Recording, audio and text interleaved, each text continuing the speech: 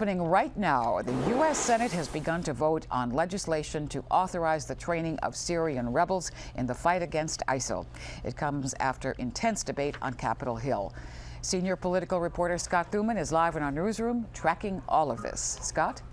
Well, of course, there's debate over that one, Maureen, but there's also still a massive debate brewing on if the president can keep conducting these airstrikes without permission from Congress. It's not likely to be resolved anytime soon.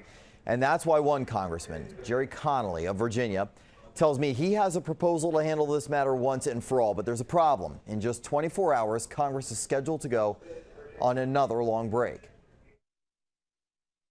You're talking about canceling this recess. I'm certainly saying let's stay in session until we get that debate done. Along with daily airstrikes, there is another conflict. Does the president need approval? And should Congress stay in town to figure it out? What I hear is deafening silence. They want to go home and campaign. They want to go home and campaign. Typically, it is a pivotal time for job security. Congress breaks Friday until November elections, leaving confusion over the Constitution and the president's promise of no combat troops. Isn't that terminology misleading?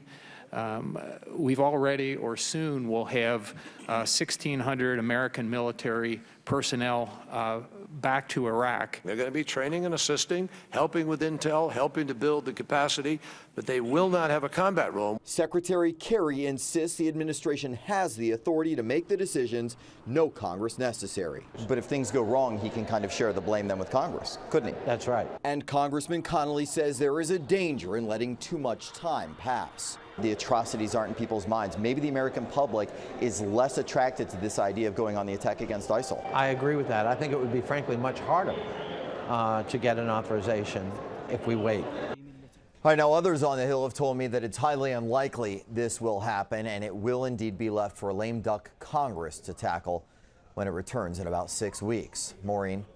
Thank you, Scott.